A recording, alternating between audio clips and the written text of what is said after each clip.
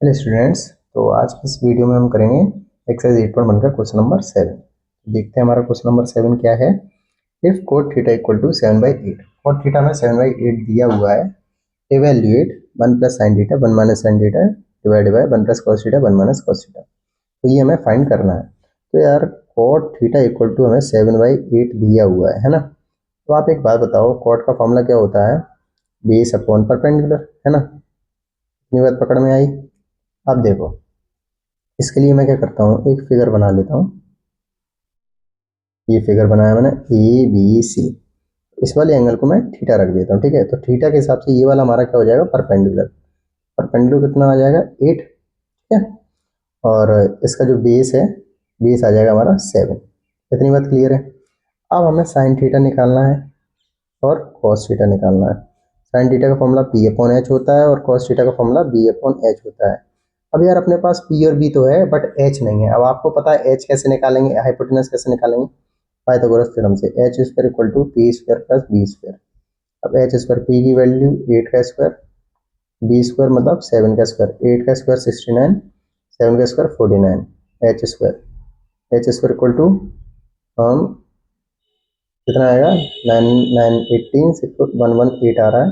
H की value 118 आ जाएगी, ठीक है। और सॉरी, हल्की सी गलती हुई, 8 का स्क्वायर 64 होता है ना। तो वही मैं सोच रहा था 9 4 13, यहाँ 113 आएगा, ठीक है। सॉरी यार, चलो इतना आपको समझ में आ गया। अब देखो पी, पी कितना है अपना 8, एच क्या है 113, कॉस थीटा बी अपना क्या है, सॉरी, बेस है अपना 7 और हाइपोटेनस कितना है 113। अब हम इसमें पुट कर देंगे, ठीक है। देखते हैं हमारा कितना आएगा। तो 1 प्लस साइन थीटा, तो 1 प्लस साइन थीटा की value 8 upon under root 113। 1 minus sine theta, तो 1 माइनस 8 अपॉन अंडर रूट 113, ठीक है। और 1 प्लस कॉस थीटा, तो 1 प्लस कॉस थीटा की वैल्यू है अपनी 7 अपॉन अंडर रूट 113, ठीक है। और 1 माइनस 7 अंडर रूट 113, ठीक है। अब देखो यार, एक बात सुनो, ए प्लस बी, ए माइनस बी। तो यार ए प्लस बी और ए माइनस बी क्या होता है, ए स्क्वायर माइनस बी स्क्वायर, है ना। यहाँ ए की वैल्यू 1 है और बी की वैल्यू 8 अपॉन अंडर रूट 113 है, ठीक है। तो यार इसको मैं कैसे ले सकता हूँ, आप खुद ही बताओ। देखो, A square minus 8 upon under root 113 का स्क्वायर, नीचे A square minus 7 upon under root 113 का स्क्वायर, ऐसे लिख सकता हूँ। अब 1 का स्क्वायर तो 1 होता ही है, अब 8 का स्क्वायर 64,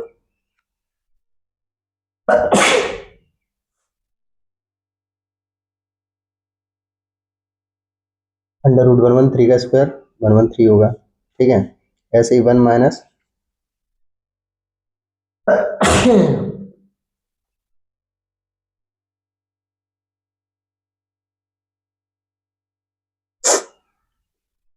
7 का स्क्वायर 49, ठीक है। अंडर रूट 113 का स्क्वायर 113। इतना समझ में आ गया।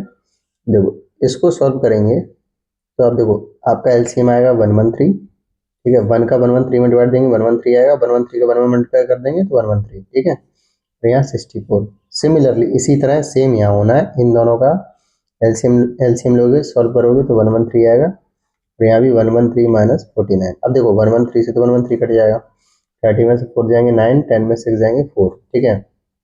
30 में से 9 जाएंगे 4 और 10 में से 4 जाएंगे 6। इतनी बात क्लियर है।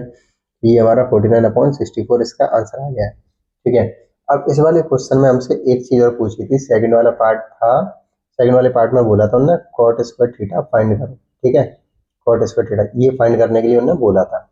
तो कॉट स्क्वायर थीटा कैसे फाइंड करेंगे? देखो, कॉट स्क्वायर थीटा को हम क्या लिख सकते हैं, कॉट थीटा का स्क्वायर, है ना। तो कॉट थीटा की वैल्यू कितनी है 7/8, और स्क्वायर 7 का स्क्वायर 49, 8 का स्क्वायर 64, ठीक है। मतलब इसका भी आंसर और इसका भी आंसर ये सेम ही आया है। आई होप ये आपको सवाल अच्छे समझ में आ गया है। नहीं आया तो प्लीज एक बार और देख लेना, तो आपको अच्छे से आ जाएगा, ठीक है।